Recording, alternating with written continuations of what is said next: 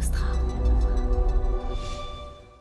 La pub, c'est cyclique en fait, et on l'a vu, Snapchat récemment, ils ont publié des résultats qui n'étaient pas bons parce que ce qu'ils disaient, c'est que la pub, à cause des pénuries de composants qui fait qu'il y a certains produits qui sont plus disponibles, donc si les produits ne sont pas disponibles, on ne fait pas de pub.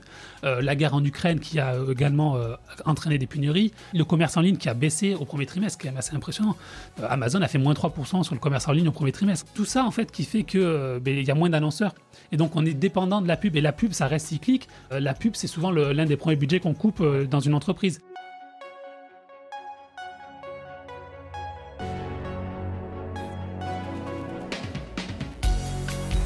Bienvenue dans Mediarama, le podcast du futur des médias.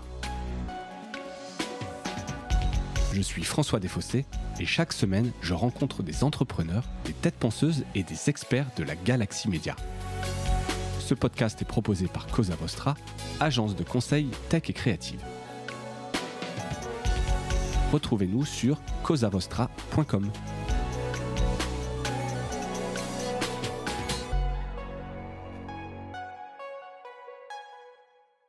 Bonjour à toutes et à tous et bienvenue dans ce nouvel épisode de Mediarama. Aujourd'hui, une pastille actu, ça faisait un moment que j'en avais pas fait, donc mes excuses tout d'abord. J'étais pris par un calendrier bien chargé et pour cette pastille actu, pour la première fois, j'ai le plaisir de recevoir Jérôme Marin. Jérôme, bonjour. Bonjour François. Alors pour ceux qui ne te connaissent pas, tu as une newsletter qui s'appelle Café Tech, une quotidienne sur la tech depuis déjà... Ça va faire 2 ans. Ça va faire 2 ans. Et un podcast Morning Tech. Exactement. Voilà, et puis alors comme on le disait un peu en préparant l'épisode, moi je te connais depuis quelques années, est-ce que tu passes régulièrement sur un podcast que j'écoute beaucoup, qui est de Patrick Béja, également sur la tech d'ailleurs, où tu interviens régulièrement en tant qu'expert. Et là je trouvais ça intéressant de t'avoir parce que déjà t'es notamment chez Orso Media, qui est le label qui nous réunit, on a ce lien commun. Et ta connaissance de la tech, puis t'as souvent aussi des interventions qui sont plutôt orientées médias, donc je trouvais intéressant de faire une pastille actu qui sera probablement un peu orientée sur la tech, quoique sur le premier sujet on n'est vraiment pas dans la tech. Il y a eu la sortie du Reuters Institute qui chaque année publie un rapport sur l'état de la presse, la confiance dans la presse dans le monde. C'est sorti donc la semaine dernière, donc je sais pas si tu l'as lu de manière exhaustive. Non, il était très long. Il était très long, exactement. On pourra peut-être faire un épisode avec Alice Antone qui est la correspondante en France du Reuters Institute, mais là vu que c'est chaud, ça venait de sortir, je trouvais ça intéressant de voir ça avec toi. J'en ai vu tirer 5 grandes tendances. J'ai essayé de résumer, puis tu me diras derrière toi ce que t'en penses, si c'est des choses qui résonnent aussi dans ton travail. Le premier point, la première tendance, c'est le public qui évite de plus en plus les informations. Alors les raisons, trop dans le rapport, trop de sujets anxiogènes ou répétitifs sur des thèmes que les journalistes considèrent comme essentiels, politique, pandémie du Covid-19. Évidemment, ça c'est des sujets qui ont été vraiment mis sur la table entre la politique, les États-Unis, la France, enfin donc chaque pays a évidemment ses élections. L'effet négatif que les informations ont sur l'humeur, 36%. L'impression d'être submergé par des flots d'actualité, donc ça c'était des réponses données à 29%. La certitude que les médias ne sont pas dignes de confiance, 29%. La crainte de créer des disputes, 17%. Le sentiment d'impuissance face à des nouvelles déprimantes, ou encore la difficulté, et là surtout chez les jeunes, à se saisir des enjeux de l'actualité. Voilà, donc c'est assez, je sais pas s'il faut dire grave, mais en tout cas, on a l'impression que les sujets importants, en fait, les gens cherchent à les fuir. Ouais. Après, je pense qu'il y a deux choses à voir. Il y a le contexte un peu conjoncturel, voilà, avec la pandémie, la guerre en Ukraine, l'inflation qui fait que ce sont des sujets qui reviennent souvent et qui sont pas vraiment des sujets dont on a forcément envie d'entendre toute la journée parler. Et le deuxième sujet, je pense que c'est un truc un peu plus structurel, du fait qu'aujourd'hui, l'information, on l'a tout le temps, en fait. Et donc, on est submergé par un flot d'informations. Partout où on va, on entend de l'info, on entend toujours un peu les choses, les nouvelles un peu négatives. Et je pense que ça joue, en fait. Que avant, on regardait peut-être juste le 20h, donc on était peut-être, on avait 20 minutes, 30 minutes dans la journée où il y avait... Un rendez-vous, quoi. Voilà, un rendez-vous où on lisait le journal le matin. Ouais. Alors qu'aujourd'hui, on est submergé, on a l'info le matin, la radio, des podcasts, Facebook, Twitter, tout ça, LinkedIn, si vous êtes sur LinkedIn. Enfin voilà, il y a un flot d'informations qui fait qu'à mon avis, il y a une saturation en fait. Et puis le Covid, où on en a parlé que de ça finalement pendant des mois et des mois et des mois. Donc c'est sûr qu'il y a quand même comment dire, une surreprésentation, une surexposition. En fait, c'est fragmenté, mais on est exposé toute la journée par tous les canaux qu'on utilise. Et c'est vrai, après, il faut aussi le dire que les médias ont parfois plus tendance à regarder ce qui ne va pas, et c'est vrai que c'est naturel finalement de dire ce qui ne va pas plutôt que ce qui va bien. Il y a toujours plus d'intérêt à parler de ça. Donc, ça fait plus réagir, on a vu aussi dans les ressorts. Je ne sais pas si les gens... Alors il y a beaucoup de médias, on avait eu ici à ce micro Reporters d'Espoir, tu sais, qui prône le journalisme de solution, d'impact, etc. Mais c'est vrai que les mauvaises nouvelles ont souvent un peu plus d'impact, font un peu plus réagir, et donc c'est un peu plus de succès en termes des fois de trafic, de viralité, tu vois, un truc paradoxal. Déjà, il y a ça, et puis même en tant que journaliste, je pense que dénoncer ce qui ne va pas ou parler d'une crise, c'est toujours plus intéressant professionnellement que dire tout va bien. Si tout va bien, tout va bien. C'est comme l'histoire des trains qui arrivent à l'heure, personne n'en parle. Les trains qui arrivent en retard, tout le monde en parle. Et c'est un peu ça en fait qui fait qu'on a l'impression qu'il y a une accumulation de mauvaises nouvelles. Et après il y a le côté, on en reparlera peut-être du côté un peu des journalistes qui sont pas sincères, parce qu'aujourd'hui on a des sujets qui sont très clivants. On a un clivage très marqué sur des polarisation, sujets, une polarisation énorme sur certains sujets. Et qui fait que des journalistes aujourd'hui, on peut dire la même chose, enfin dire une chose, et on va être critiqué des deux côtés parce que soit on est pro ceci, soit on est anti, alors que c'est la même information en fait. Et dès qu'un journaliste donne une information qui va pas dans le sens de ce qu'on pense, de ce que on voit sur Facebook ou dans sa communauté, et on pense qu'ils sont pas partiaux, qu'ils sont pas partiaux, pardon. Voilà. C'est clair. Et le deuxième point, deuxième tendance en tout cas, et qui rejoint ce que tu viens de dire, sur cette partialité des médias. Donc la confiance dans les médias continue de s'éroder. Alors tu vois, c'est marrant, c'est que l'année dernière je l'avais fait, elle avait un peu augmenté la confiance, et là elle vient de redescendre. Donc elle a baissé, la confiance dans les médias a baissé dans 21 des 46 pays évoqués par ce rapport Reuters.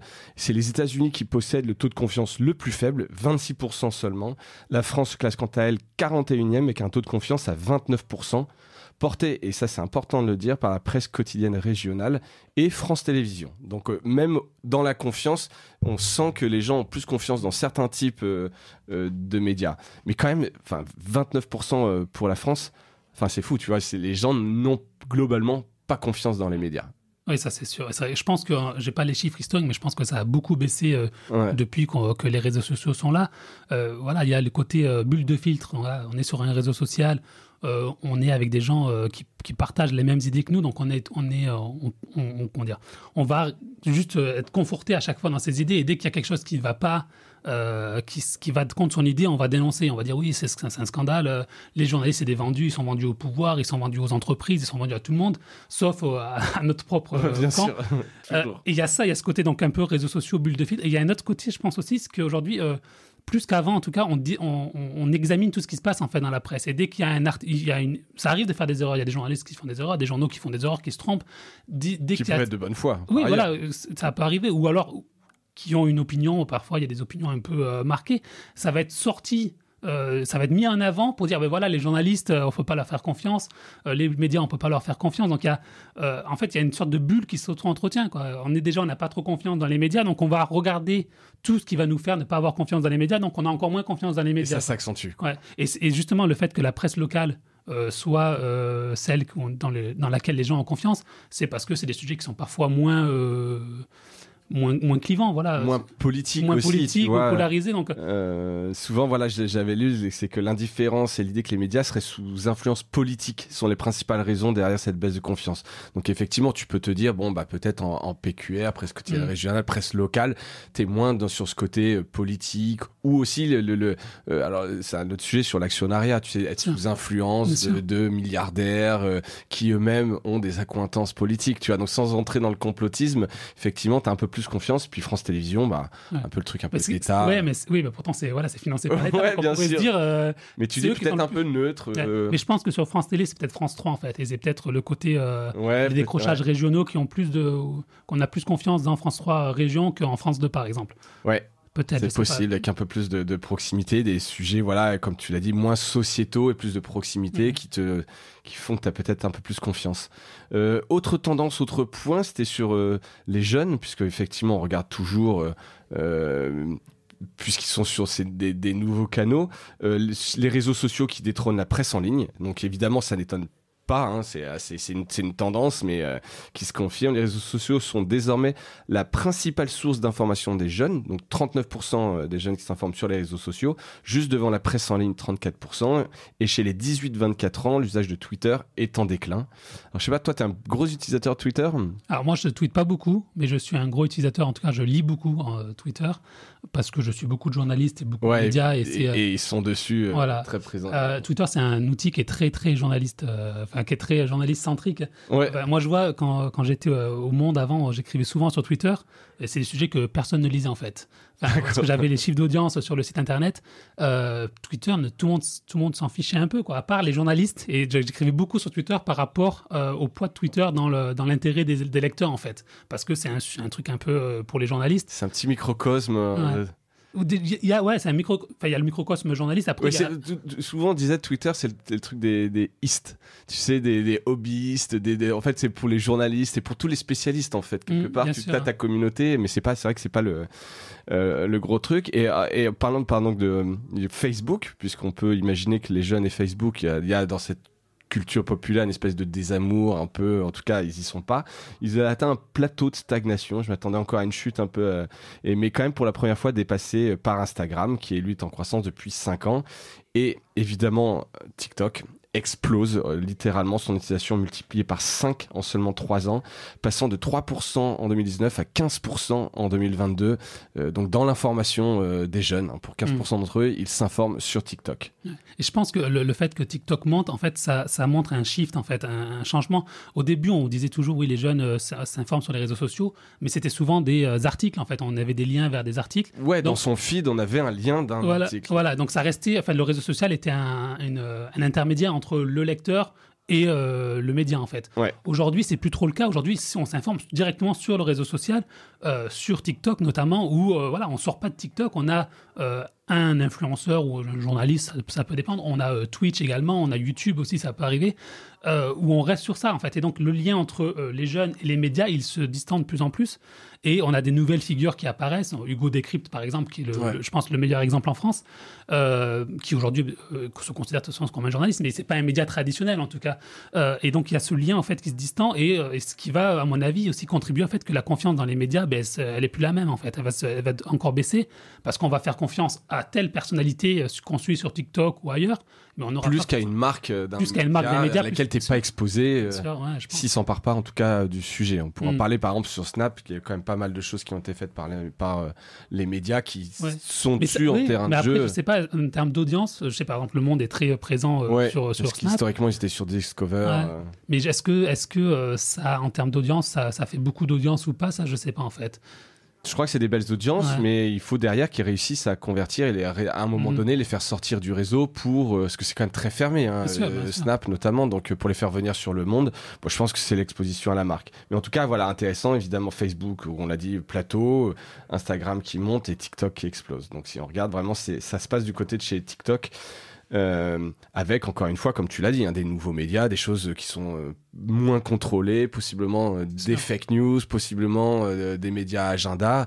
Il y a tout et n'importe quoi quelque part. Hein. Et après, enfin, aussi, il faut voir que les gens, on a le concept aujourd'hui que tout le monde peut être journaliste, en fait. Ouais. Alors, dans une certaine mesure, oui, tout le monde ne peut pas être journaliste, mais en fait, il y a quand même une déontologie à avoir, des règles à respecter, des choses, des pratiques à avoir. Enfin, voilà. Et donc, moi, je pense que tout le monde ne peut pas être journaliste. Il y a quand même, voilà. Et aujourd'hui, si. C'est bien une distinction entre créateur de contenu et journaliste, quoi. Ouais. Non, bien sûr. Et voilà, sur TikTok, est-ce que on peut discuter de l'actualité? Est-ce qu'on est journaliste pour autant? Je sais pas. Et aujourd'hui, on s'informe, en tout cas les jeunes, plus vers ces influenceurs. Moi, je sais pas si on peut appeler ça des influenceurs. Si, ces personnalités, en tout cas, qui sont suivies et dont la voix porte. Que sur des journalistes, parce que on en parlait tout à l'heure, les journalistes c'est des vendus, ils disent pas la vérité parce qu'il y a des intérêts, il y a des annonceurs, il y a le pouvoir en place qui fait pression. Enfin voilà, il y a toutes les fantasmes autour des journalistes. C'est clair. Donc ça va être intéressant, pareil, hein, de suivre l'évolution. Je trouve ça passionnant de voir ça et comment les médias peuvent réagir pour contrer ça et comment les plateformes aussi se comportent. On en parlera tout à l'heure, notamment des GAFAM. Quatrième tendance de ce rapport du Reuters Institute sur l'abonnement. Je trouvais ça intéressant parce que donc chez Mediarama, on parle souvent du modèle de business model, du modèle de l'abonnement qui clairement s'est imposé dans les médias comme le modèle qui marche. Pourtant, ces derniers mois, on sent, tu vois, pas des ratés, mais certains modèles qui reviennent. Il y a Medium qui a changé, non, Quartz, pardon, qui a changé récemment. Et donc là, dans leur rapport, un peu le confirme. C'est pas encore un business model massif. Et clairement, quand on voit les chiffres dans les pays, donc dans les pays les plus riches, l'abonnement est plutôt positif. Norvège, 41% de la population a payé pour accéder au contenu de médias. C'est vraiment le bon élève de la classe. Surtout quand même pour des titres locaux ou régionaux, plus de la moitié. Donc ça, c'est quand même intéressant. Ça rejoint ce qu'on disait tout à l'heure dans cette confiance et où tu veux mettre ton argent. La confiance, c'est aussi le fait que les informations locales, tu les as pas ailleurs gratuitement, en fait. Oui. C'est ça, en fait. C'est que une espèce d'avantage concurrentiel, quelque part. Tu t'es prêt à payer pour quelque chose que tu n'as pas gratuitement. Et dans la formation locale, les grands médias, les grands sites nationaux gratuits, par exemple, ils n'y sont pas forcément... Donc là, c'est un avantage, mais qui est quand même difficile aussi à convertir. Hein. Ouais, clairement. Parce que tu ne t'abonnes pas non plus que pour avoir du chien écrasé. Il faut trouver le juste mixte et pouvoir raconter aussi un peu ce qui se passe plus largement, voire au niveau national, un peu à la Ouest France qu'on avait eu. En comparaison, donc 41% de Norvège, États-Unis, seulement 19%. Et là, pour le coup, avec des abonnements majoritairement souscrits auprès des gros New York Times, Washington Post et Wall Street Journal. Et en France, ce taux n'est que entre guillemets de 11%. Donc tu vois, on est quand même très loin, parce qu'on met souvent en avant les succès en France de... Évidemment, Le Monde, Les Échos, l'équipe, etc., Le Figaro. Donc, c'est vrai que c'est des vrais beaux gros succès. Mais derrière, bon, t'as quelques pure players, des Mediapart. Et encore, c'est des modèles un peu particuliers parce que c'est plus un abonnement de soutien que pour l'info. Bah, c'est pas encore... il reste du travail, quoi. Bien sûr. Mais déjà, alors, je pense que l'exemple des États-Unis, c'est le meilleur exemple parce que déjà, ils sont en avance en termes de passage au payant. Et ce qui est intéressant, c'est que le Washington Post, le New York Times, le Wall Street Journal ou le Financial Times, par exemple, en Angleterre, vont avoir beaucoup d'abonnés. Parce que c'est des grosses marques qui sont connues, où on fait presque confiance. Internationales. Voilà, et surtout, voilà, on se dit, voilà, si je veux dire, le lecteur lambda, s'il veut avoir son info... voilà, il va dire je veux m'abonner au New York Times parce que je sais que j'aurai toutes mes infos. Et en plus, c'est des grosses rédactions, c'est des très très grosses rédactions. En termes de volume de publication, j'y suis abonné, c'est hallucinant. Bien sûr, en termes de journalistes, en termes de volume, c'est des très grosses publications qui publient par beaucoup. Jour. Et ce qui fait qu'aujourd'hui, il y a une sorte de... tous les abonnements, en fait, enfin tous les abonnements, la grosse majorité des abonnements se convergent vers ces médias, ces gros médias, et ça apparaît en France, pareil, Le Monde, Le Figaro, Les Échos. Ce qui est beaucoup plus dur, Ouest France, c'est un exemple un peu à part, je pense, qui est vraiment le seul média de PQR qui arrive à vraiment avoir un nombre d'abonnés très important. Ouais, et puis il faut aussi du traitement politique international, France, enfin c'est un média complet, quoi. Et donc les gros titres arrivent à avoir des abonnés, les titres les plus petits, en fait, les moins connus, parce que c'est beaucoup plus compliqué, quoi. Et c'est vrai qu'en fait, on le sait que c'est l'avenir parce qu'on sait que le modèle de la page vue, ça a fait son temps, que ça marche pas, que de toute façon les prix baissent avec la publicité programmatique, on a des prix qui chutent. Et donc, si on veut gagner autant, il faut multiplier encore des pages vues. Et on a une course au trafic qui, aujourd'hui, je pense, est un peu moins importante qu'avant, même si elle existe toujours dans certains cas.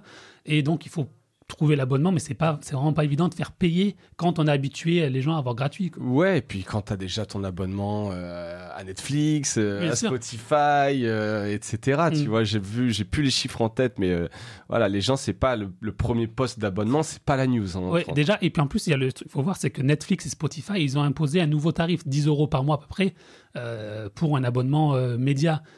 Si aujourd'hui un journal est plus cher que 10 € par mois, on compare déjà, voilà, c'est 2 fois Netflix, c'est 3 fois Spotify, et donc ça fait que ça met une pression vers le bas, en fait, pour les prix. Mais bon, après, Je pense que le Monde, ils sont pas très loin des 10 € par mois, il me semble. Ouais, non, c'est ça. Donc, ils arrivent. Après, voilà.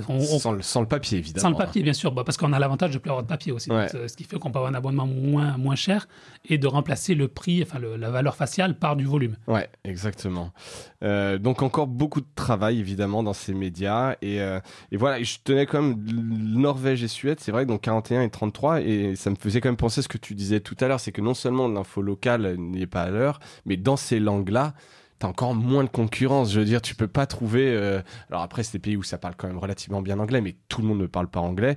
T'es quand même limité par, ouais. Non, par mais même la langue. Hein. Ouais. Et puis même les grands médias internationaux s'intéressent assez peu à la Norvège en fait. Ouais. Donc si tu veux savoir ce qui se passe dans ton pays, oui. T'es obligé de lire les médias de ton pays, quoi. Après, bon, je suis pas un particulier très connu. Enfin, je connais pas très bien le contexte norvégien, mais il y a peut-être aussi du fait que les journaux ont fait une meilleure stratégie. En France, je pense que les journaux ont une mauvaise stratégie. Ils ont beaucoup de temps à s'adapter. Oui, beaucoup de temps, beaucoup plus qu'aux États-Unis, voilà. Par exemple. Alors peut-être qu'en Norvège, ils ont été meilleurs, et c'est aussi possible. Et c'est beaucoup plus petit aussi, donc bien sûr. Tu te transformes plus vite quand t'es petit que dans un grand pays, bien un sûr. Grand média, etc. Et voilà, et je disais ça parce que très vite derrière, on divisait par 2, ça passait à la Finlande, et donc voilà, je disais la France 11, et pour info, le dernier de ce classement, le UK, avec 9% seulement. Et la moyenne, c'est 17%, donc des gens abonnés dans les pays riches, entre guillemets, abonnés à un titre de presse. La dernière tendance de ce rapport, c'était que le public ne paye pas encore pour lire des newsletters. Donc je suis désolé, Jérôme, tu dois pas rester en modèle gratuit sponsorisé. Non, mais en plus, je suis bien passé pour le savoir, parce que j'ai essayé de faire une newsletter payante qui n'a pas marché du tout. Hein. Mais qui était déjà Café Tech. Au début, tu l'as lancé en payante ou non, c'était un autre projet? Non, c'était le même. En fait, au début, j'étais en gratuit et j'ai fait l'erreur, et une erreur classique que j'ai faite pourtant, c'est de dire, ben voilà, je vais passer en payant pour la même chose. Ouais. Et ça marche pas du tout. Hein. Quand on est gratuit, qu'on veut passer en payant, ça marche pas du tout. Mais après, globalement, sur les newsletters, on entend souvent les gros succès sur Substack, par exemple, aux États-Unis. On a les grosses stars qui ont 10 000 abonnés, 20 000 et qui gagnent. Voilà, quelques millions pour les tout premiers, en tout cas, c'est énorme, mais c'est très peu. Bien sûr, et ils gagnent beaucoup d'argent, mais après, tu as tout le reste des newsletters qui ont peu d'abonnés ou pas d'abonnés. Ouais. Et on avait, Substack disait toujours, enfin, un peu le credo de Substack, c'est dire on va remplacer les médias, chaque journaliste pourra être son propre média et gagner plus d'argent. Direct avec sa communauté. Mais en fait, c'est un modèle qui est assez limité, en fait. Parce que déjà, il faut que tu aies déjà une grosse communauté à la base. Ouais, faut être une plume ou quelqu'un de connu, parce que sinon tu n'émerges plus, c'est compliqué. Et puis de plus en plus, et plus tu vas avoir d'abonnements, plus tu vas avoir de newsletters payantes, le bassin ne va pas grandir suffisamment pour que tout le monde puisse avoir des abonnés payants. Ouais. Et donc on va se retrouver un peu ce qu'on voit dans la presse papier, c'est que les gros médias auront toujours leurs abonnés, ou les gros créateurs de newsletters, et les petits, ils auront beaucoup plus de mal, quoi. Ouais. Ou alors, il faut vraiment être sur un truc niche que tu peux vendre cher parce que tu es le seul, encore une fois, à faire. Mais effectivement, parce qu'il y a eu pareil beaucoup de hype un peu sur ces newsletters payantes. Hein, effectivement, j'ai l'impression que tout le monde en parle. Le New York Times en fait. Ça permet, c'est pas mal de choses. Mais le constat est là. C'était 17% de la population interrogée qui lit chaque semaine au moins une newsletter d'information. Donc ça, c'est beau. Mais ils sont pas prêts tout simplement à payer pour ça, donc encore du travail à faire là-dessus. Voilà pour ce rapport qui est toujours intéressant parce qu'il met des chiffres un peu sur l'état de la presse, des médias, et c'est plutôt intéressant. On va passer du côté des GAFAM. Il y a eu pas mal de news ces derniers temps, donc j'essaie toujours de prendre un peu de hauteur et pas être juste dans la hot news, mais des choses qui peuvent avoir du sens. On commence avec Google qui fait ami avec l'autorité de la concurrence. Grosso modo, ils ont l'autorité de la concurrence a accepté, après discussion, amélioration, mais les engagements de Google sur les négociations des droits voisins avec les éditeurs de la presse, notamment représentés par la PIG, et l'entreprise abandonne son recours, ce qui fait qu'elle accepte l'amende qui lui avait été infligée. 500 millions. 500 millions. Quand même. Et bon, après, c'est à la fois très peu pour eux, mais quand même, c'est absolument pas rien. C'est plutôt une bonne nouvelle. Ouais. Après, donc déjà, ça fait la fin à un feuilleton qui a duré depuis depuis 2 ans maintenant. Ouais. Moi, je trouve que ce qui est le plus intéressant en fait dans cet accord, c'est que tous les titres de presse vont être concernés aujourd'hui. Ouais, il y a un cadre en fait. Ouais. Ça a fixé un cadre qui va être stable. Alors qu'au début, quand Google a commencé à négocier avec les journaux, ils ont commencé à négocier avec les gros titres en fait, Ouais. avec la presse nationale, puis après avec la presse magazine, et puis tous les autres en fait, ils n'étaient pas concernés par les négociations, et donc on savait pas, il y avait un cadre un peu flou pour savoir ils allaient toucher les droits voisins. Donc là au moins c'est clair, c'est que tout le monde sera éligible aux droits voisins. Après, il faut voir les modalités et comment ça va se passer concrètement. Mais en tout cas, voilà, c'est pas juste encore les gros qui en profitent. Ouais. C'est tout le monde peut en profiter. Après, bien sûr, plus on est petit, moins on sera présent sur Google. Donc, j'imagine qu'on touchera moins de... Oui, moins. ça, voilà. Est-ce qu'ils communiqueront les règles, la matrice qui dit en fonction de ton nombre de pages vues, Alors, je etc. pense que dans l'accord, il y a un côté transparence où ça sera expliqué clairement comment seront définis les droits voisins. Et je sais qu'il y aura aussi, donc, dans le cadre de ça, un mandataire qui permettra un peu de vérifier, une sorte de tiers de confiance, de vérifier que Google négocie de bonne foi avec les éditeurs et qui permettra d'avoir l'assurance quelque part que les deals sont bons. Et après, sur le fond, en fait, je trouve que c'est intéressant. Moi, quand il y a une petite anecdote, en 2014, j'étais à San Francisco à l'époque. Il y a l'Espagne qui passe une loi pour faire payer Google pour les droits. On n'appelait pas ça les droits voisins à l'époque, mais c'était la même chose. C'était ça, c'était rémunérer l'utilisation. Voilà, pour Google News. Et je me rappelle, j'avais parlé avec le patron de Google News à l'époque. Et il m'avait dit jamais on paiera, jamais, on préfère fermer le service. Et c'est ce qu'ils ont fait en Espagne, ils ont fermé le service en 2014. Ils vont le rouvrir là parce qu'il y a maintenant un cadre européen, il y a une directive européenne qui a été adoptée. Mais voilà, l'idée c'était qu'on va payer pour Google News. Nous, Google, on apporte du trafic en fait. Et pourquoi on paierait pour rendre un service aux journaux? Parce qu'on apporte du trafic. Et à l'époque, en 2014, c'était peut-être 50% du trafic qui venait de Google. Ouais, donc une vraie dépendance des éditeurs. Ouais. Et du coup, c'est pour ça que même quand on écrivait des titres sur Internet, il faut penser pour le SEO. Quoi. SEO friendly. Ouais. Et donc, ils disaient, on ne va pas payer. Quoi. Ils ont changé d'attitude. D'une part, parce qu'il y a la directive européenne qui est aujourd'hui un cadre réglementaire fixe en Europe qui fait que c'est quand même plus difficile de s'opposer à ça. Ouais. Et après, je pense qu'il y a un côté aussi un peu, on va s'acheter d'une bonne presse, quoi. Parce que finalement, ça coûte pas si cher que ça. Voilà, on gagne des milliards de dollars à côté. Donc finalement, Google News, ce qu'on va payer en droits voisins, ça va pas nous coûter si cher que ça. Donc on va le faire. La presse va nous laisser tranquille. On va arrêter de nous dire que Google, c'est l'ennemi de la presse. Ouais. Parce qu'en fait, moi, je trouve qu'on en parle beaucoup parce que c'est la presse qui est concernée et que la presse en parle beaucoup. Et finalement, la presse, elle a un côté où elle est concernée. Et puis, elle en parle aussi. Donc, oui, donc ils ont une caisse de résonance pour pouvoir un peu plaider leur cause, quelque part. Sûr. Et non, c'est marrant. Après, moi, je me dis toujours, la bottom line, c'est que si Google accepte, si Google paye, c'est quand même qu'ils gagnent. Ça leur fait quand même gagner plus d'argent que ce qu'ils en dépensent, tu vois. Parce que sinon, ils auraient pu tout simplement arrêter partout les services. Mais ils auraient pu arrêter Google News. Après, Google News, c'est quand même... c'est pour eux, c'est une question d'image aussi, quoi. Est-ce qu'on leur dit, si demain ils disent, on va pas payer la presse, on préfère fermer Google News, c'est une mauvaise image, quoi. Ils ont un déficit d'image en ce moment. Oui, mais si ça leur coûtait plus que ça leur rapportait. Franchement, je sais pas si. C'est ça un peu le grand mystère. On sait pas. Personne ne sait réellement ce que ça rapporte en fait d'avoir les news. Non, personne ne sait. Et personne ne sait aussi. Parce qu'en fait, il faut dire, on n'a pas rappelé, mais quand la loi française est passée, Google a dit, nous, si vous voulez continuer d'être dans Google News avec votre titre, votre chapeau et votre photo, il faut que vous renonciez aux droits voisins. Ouais. Sinon, on ne mettra plus que le titre, on ne mettra plus que le lien.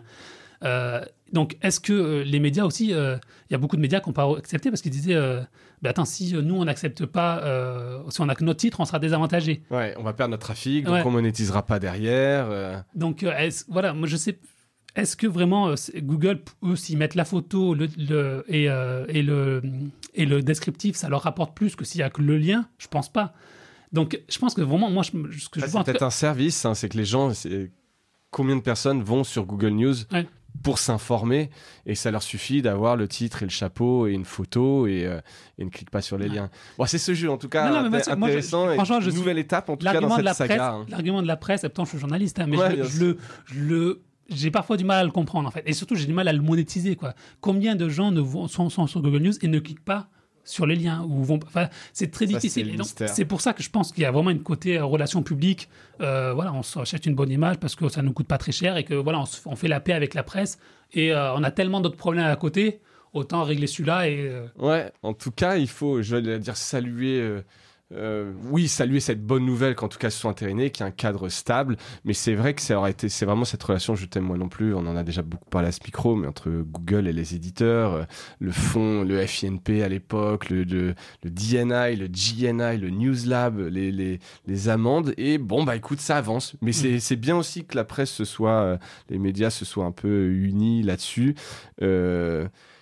Voilà, moi mon point est quand même que si ça avance, etc., c'est que tout le monde y gagne, il y a intérêt à le faire. Et donc, je passe directement un peu à la dernière news parce qu'elle fait totalement écho à ça. Hein, pour parler de Facebook, on parle des GAFAM et de la presse. A priori, fin de partie avec les médias. Donc là, pour le coup, Facebook ont tranché. Donc, plusieurs articles, enfin, 2 notamment, le Wall Street Journal et un de The Verge, qui annoncent que Facebook va arrêter de financer des médias américains. Donc je crois que c'était des gros chèques, hein. On parle, j'ai noté 15 millions de dollars par an pour le Washington Post, un peu plus de 20 millions de dollars pour le New York Times, 10 millions de dollars pour le Wall Street Journal. C'est des gros montants pour qu'ils fournissent des contenus sans paywall sur Facebook dans l'onglet News. Et là ils ont dit bon c'est tout, on arrête tout ça et on arrête de mettre des médias, on se transforme, on veut devenir TikTok. Je grossis un peu le trait, mais en fait, gros changement. Ouais. En fait c'est pas nouveau, en fait c'est déjà arrivé plein de fois, hein. Il y avait un moment il y a quelques années l'histoire de la vidéo en direct, où ils avaient payé aussi des médias, y compris en France, hein, ils avaient payé des studios dans des médias. Alors et généralement ils ont des contrats par an. Donc là c'était 3 ans le contrat sur la news. Ça s'arrête, ils regardent les données d'audience, ils disent bon ça marche pas, on arrête. Il y a aucun scrupule, c'est des grosses boîtes, c'est de la data, voilà. Donc c'est déjà arrivé sur la vidéo la vidéo en direct. C'est arrivé sur les newsletters aussi. Il y a un moment, il n'y a pas très longtemps, ils ont lancé des newsletters. Ils permettaient aux journalistes de lancer des newsletters payantes. Ouais. Finalement, ça n'a jamais pris, donc ils ont arrêté. Il y avait les instant articles à un moment donné aussi. Voilà. Donc il y a toujours Facebook a toujours un peu un. Ils veulent mettre du média. Ils veulent être un peu le côté news. En tout cas au début. Hein. Voilà, où on va s'informer, c'est un peu la place du village, quoi, où on s'informe, on prend des nouvelles. C'est la porte d'entrée Facebook, tu dois tout y trouver. Et finalement, ils sont en train de revenir dessus. Et ils sont revenus dessus déjà, et c'est pas nouveau, parce qu'en 2016, Zuckerberg avait dit, voilà, aujourd'hui, Facebook, c'est Family and Friends, donc la famille et les amis. Trop anxiogène, la news, je veux la sortir du feed principal. Trop anxiogène, trop clivante aussi. Ouais. Et tout ce qui est clivant, alors c'est quand même pas très bien parce que, c'est bien parce que ça crée de l'engagement, mais c'est aussi ça crée on n'a plus forcément envie d'aller sur Facebook si on voit que monter des choses qui ont. Et puis c'est des problèmes, la désinformation. Ça, à l'époque, c'était encore avant l'élection de Trump, mais bon là, après on a encore ça, c'est encore déjà renforcé. Fake news. Et donc ils ont dit en 2016, voilà, on va arrêter de faire de la news, on va mettre la famille, les amis. Ensuite, on a encore un autre pivot où on a dit on va mettre les groupes. Aujourd'hui, on met des groupes. Voilà, si vous êtes présent sur un groupe, vous voyez ces contenus plus souvent que d'autres contenus. Ce qui pose un autre problème et qui pose le problème actuel de la bulle de feed, c'est qu'on est dans des groupes qui sont bien identifiés et on n'a que des gens qui pensent comme nous, donc on a toujours les mêmes choses qui reviennent. Et voilà, donc et ça pose en fait la question, ce côté de Facebook qui peut couper comme ça rapidement. Après, le New York Times et le Wall Street Journal ou le Washington Post, bon, ils perdent 20 millions, ça va pas changer trop leur vie. Non, ils sont. Mais ça pose la question pour les médias un peu plus petits qui ont été très très dépendants de Facebook en fait. Il y a l'exemple le plus connu, c'est BuzzFeed. BuzzFeed a créé son entreprise sur Facebook. Ouais. Je me rappelle, moi j'avais rencontré Jonah Peretti qui est le patron de BuzzFeed au tout début. Et à l'époque, on disait, voilà, on parlait tout à l'heure, c'est Google. Il fallait être sur Google. Et lui disait, non, mais Google, ça ne sert plus à rien, il faut être sur Facebook. Et donc, on ne va plus faire des articles SEO-friendly, on va faire des articles Facebook-friendly. Et finalement, quand BuzzFeed, un jour où Facebook a dit en 2016, on va faire moins de news, ils ont dit aussi, on va arrêter tous les articles putaclic, ce qu'on appelle, voilà, avec les titres « cliquez là pour savoir des choses comme ça ». BuzzFeed, son audience, ça s'est effondré, je crois que c'était 40% en quelques mois d'effondré. Il y a eu l'histoire de la vidéo aussi, un moment où Facebook, il y a quelques années, a dit on va mettre... C'est scandale aussi sur le nombre de vidéos. Là, ça, c'était plus du côté annonceur. Ouais, pardon. Sur le nombre de vidéos vues. Mais là, ils avaient dit à un moment, on va arrêter, parce que Zuckerberg, au début, Facebook, c'était du texte. Après, il est passé à la photo quand il y a eu Instagram qui est arrivé. Et après, il a passé à la vidéo. Et donc, quand il est passé à la vidéo, tous les médias, beaucoup de médias, en tout cas aux États-Unis, ont dit, on va se faire de la vidéo. Ouais. Parce que c'est là où Facebook C'est ce qu'il veut, c'est ce qui marche. Et sauf qu'un jour, le lendemain, Facebook a dit on va mettre un peu moins de vidéos de médias, on va mettre des vidéos plus personnelles. Et ben, les audiences se sont cassées la gueule. Et donc, tous les médias, en fait, et c'est un peu comme Google tout à l'heure, mais si tu es trop dépendant de ce truc. C'est une source de trafic. Voilà. Ouais. Et comme c'est des entreprises qui sont data-driven, qui pensent qu'à la donnée, et si ça marche, ils continuent. Si ça marche pas, ils arrêtent, quoi. Et les conséquences, elles sont assez parfois dramatiques pour les petits médias, pour les médias qui sont... Tous ceux qui sont lancés, tu dis les BuzzFeed. BuzzFeed, aux dernières nouvelles, c'est pas la fête. Et après, t'as en France aussi des...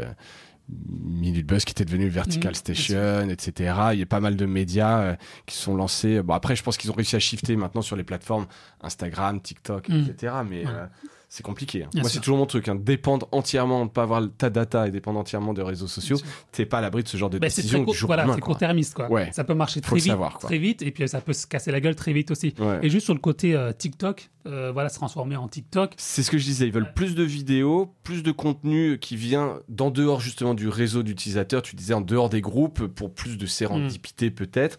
Et surtout, c'est le mot d'ordre, c'est more TikTok-like. Voilà, parce que faut juste rappeler que TikTok aujourd'hui c'est le gros succès.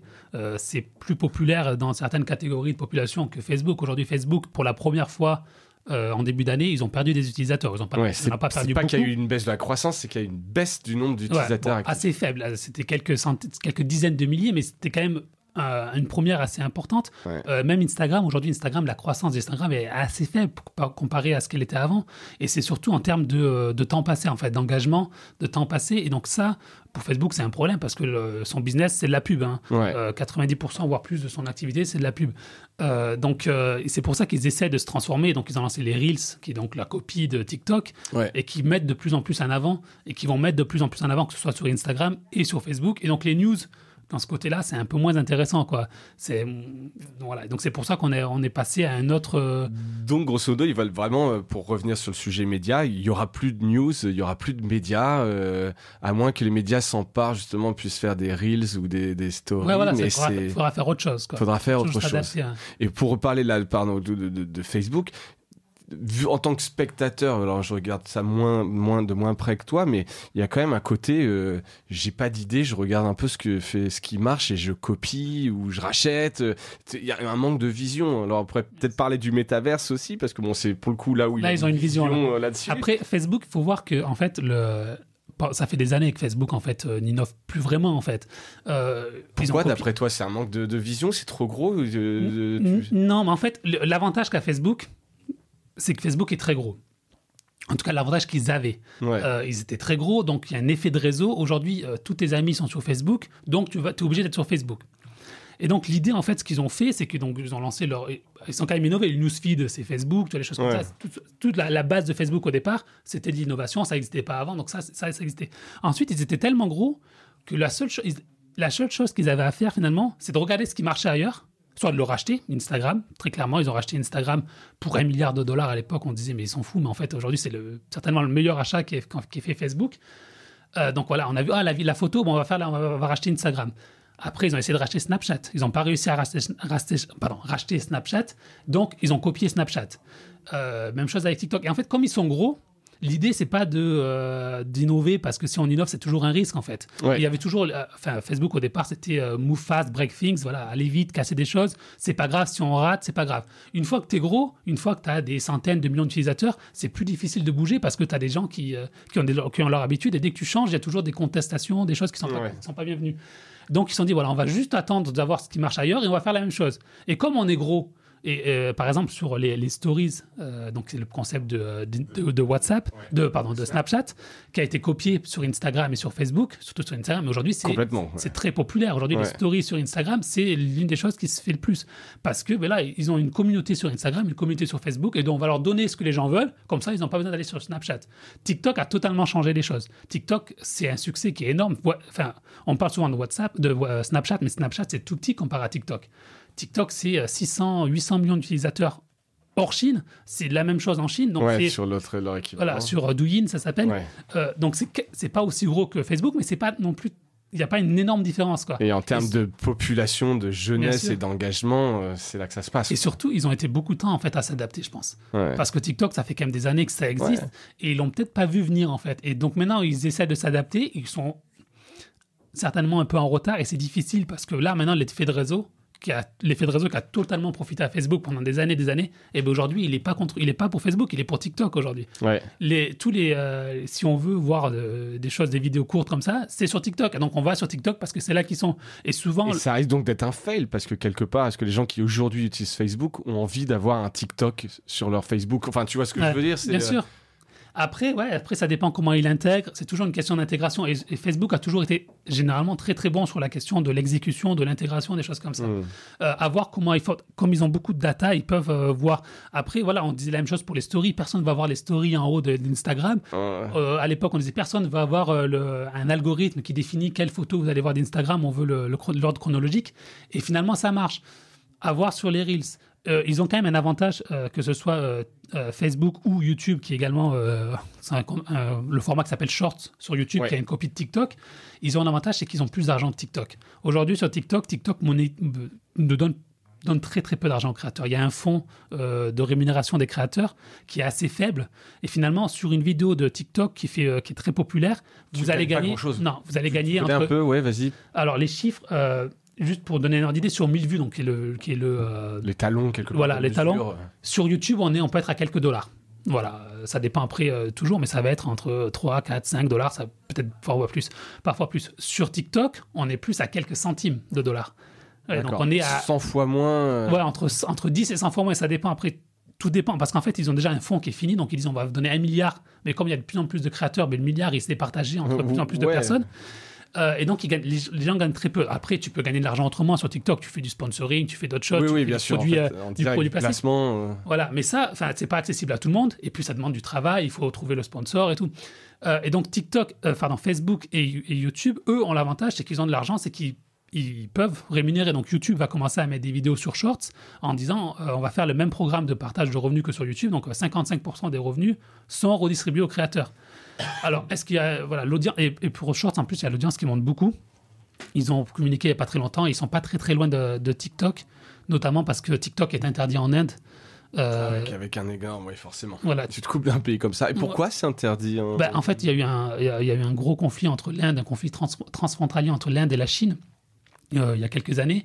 Et du coup, il y a 2 ans, l'Inde a interdit beaucoup d'applications chinoises. Par exemple, TikTok est interdit, Alibaba, Tencent, tout ce genre de groupes chinois sont interdits en Inde. Aujourd'hui, sont bannis les applications d'Inde. Et donc, ça a ouvert une opportunité pour YouTube. C'est là où ils ont lancé leur format short en Inde. Ouais. Et c'est là où, à mon avis, ils ont la majorité de l'audience. Mais en tout cas, voilà. Donc, juste pour revenir sur la question, ils ont l'avantage de la monétisation.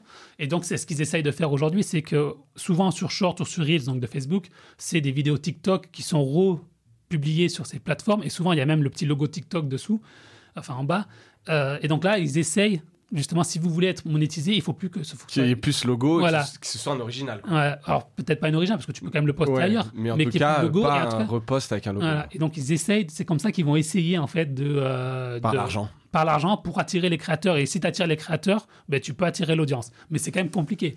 On l'a souvent vu, c'est pas que l'argent qui fait, effectivement. Si les audiences ne suivent pas et que les gens viennent pas, en fait, à beau payer, à un moment donné, je pense que les créateurs vont là où est leur audience. C'est une espèce de match à un moment donné, quoi. Faut que ça se fasse, quoi. Ouais, intéressant. Donc, l'espèce de guerre là-dessus.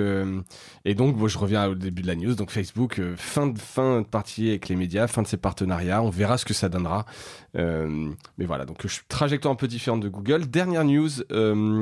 Toujours sur les GAFAM, sur Snap, qui teste une version payante, et je trouve ça quand même assez intéressant, parce que tu vois, c'est quand même des trucs qui ont toujours été, je pense, Facebook, qui sera toujours gratuit, etc. Et donc là, voilà, ils testent, donc Snap, c'est pas Facebook, mais c'est quand même des modèles qui sont sur du volume de la pub, donc de la gratuité aussi. Ils testent quand même une version payante qui s'appelle Snapchat Plus, qui donne accès à des fonctionnalités exclusives comme épingler un ami comme son BFF, son Best Friend Forever, avoir accès à des icônes exclusives, mettre un badge dans son profil, un peu à la Twitter sur les NFT, bref, des petits gadgets, des petits perks. Qu'est-ce que t'en penses? Ouais. Bon, déjà, il faut signaler que c'est pas les premiers à le faire. Twitter le fait également. Ils ont un programme qui s'appelle Blue, qui est à $3 par mois. Je sais pas s'il est disponible en France d'ailleurs. En tout cas, non, je ne crois pas. Je crois qu'il l'était toujours pas. Et voilà. Et pour Twitter, comme on l'a dit tout à l'heure, il est un peu différent des réseaux sociaux un peu de masse. Enfin, je sais pas si on peut le dire. C'est quand même un réseau social de masse. C'est quand même 180 millions de personnes quotidiennes. Ouais, c'est quand même pas rien. Alors c'est vrai que c'est rien par rapport aux autres, mais mais ça reste. Ouais. Telegram aussi, qui est l'application de messagerie chiffrée, qui a lancé cette semaine aussi un programme qui s'appelle Premium. Tu considères comme un réseau social, Telegram? Telegram, ça reste un réseau social. En fait, c'est de la messagerie, mais il y a les chaînes publiques aujourd'hui qui ont une composante réseau social, en fait. Alors c'est un réseau social peut-être différent, mais c'est une plateforme de messagerie. À partir du moment où il y a des choses auxquelles tu peux t'abonner en mode public et avoir un truc top-down, c'est plus que de la messagerie, quoi. Ouais. Ok. Donc ils ont lancé aussi un abonnement. Et en fait, tout l'idée, Telegram c'est un peu différent parce qu'ils sont sur le côté, il n'y a pas de données personnelles, mais Twitter ou Snapchat, l'idée c'est de se dire il faut diversifier notre source de revenus. Ouais. Parce que la pub c'est cyclique en fait, et on l'a vu.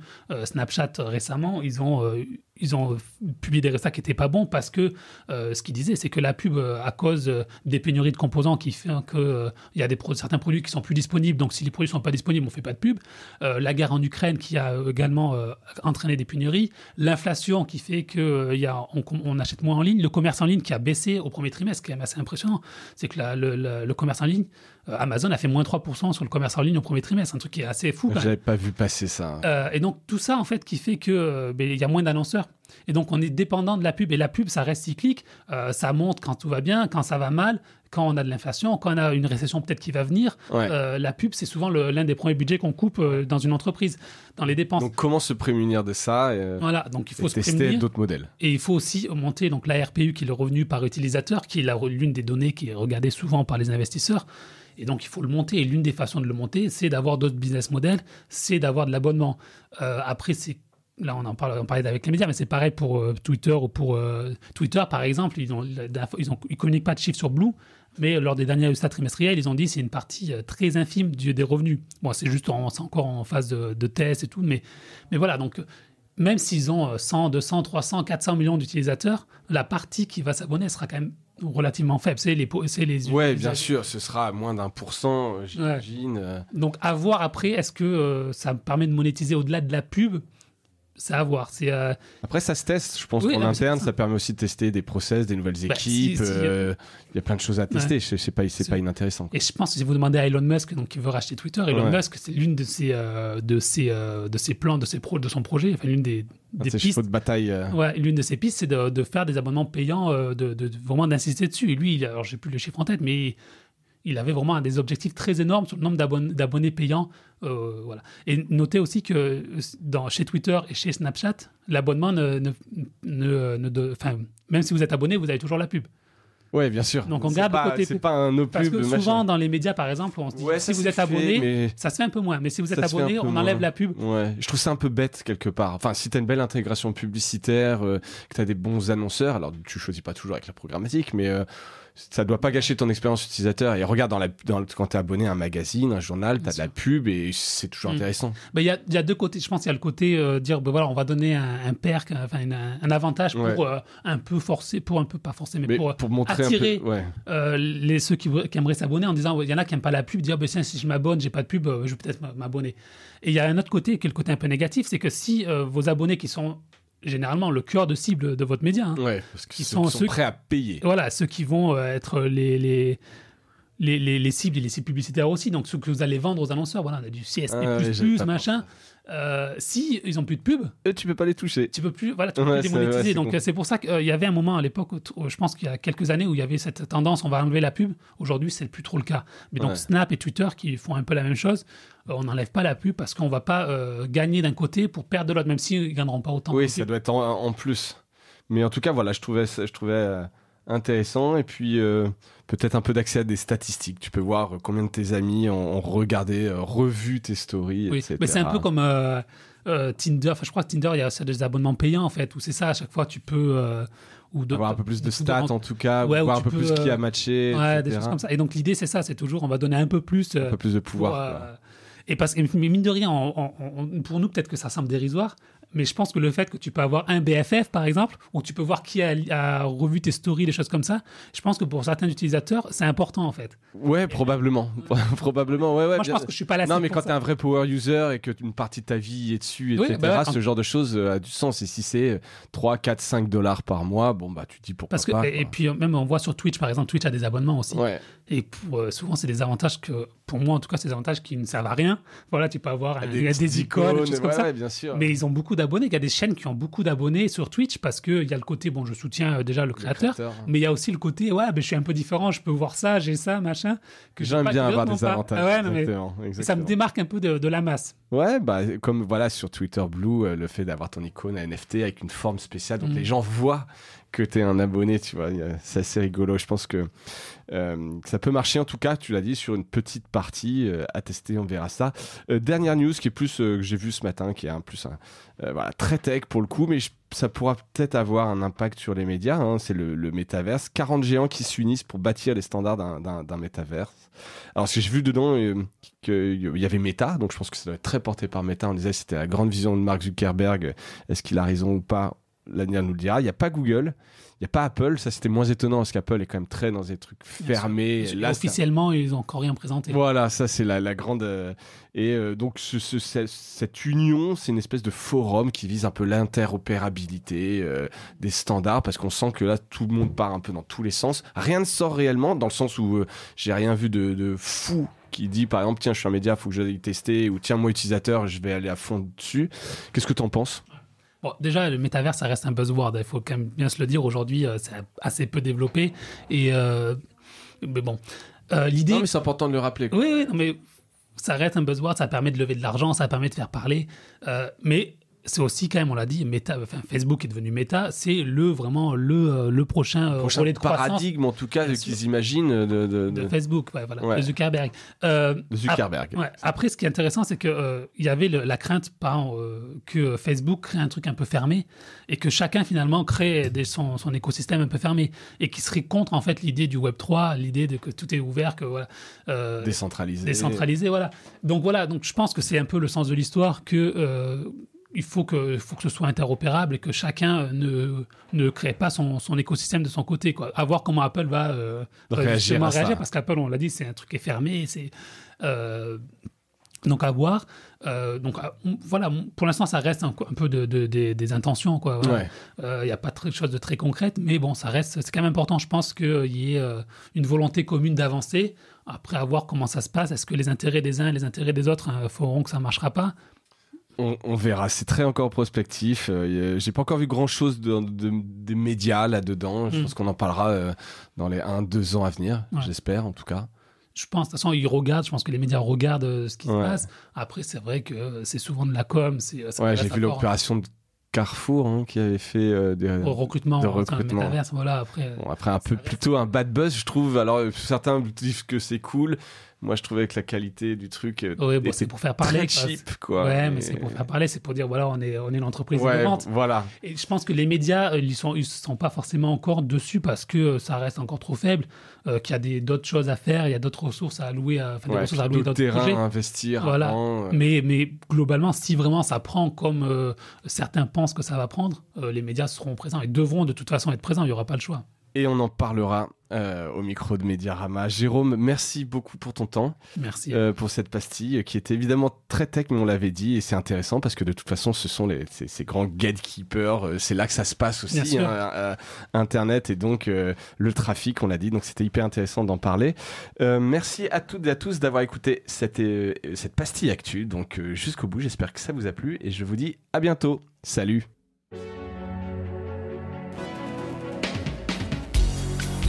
Voilà, Mediarama s'achève. Si cet épisode vous a plu, n'hésitez pas à le liker et le partager.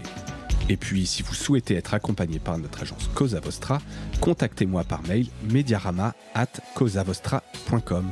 Portez-vous bien.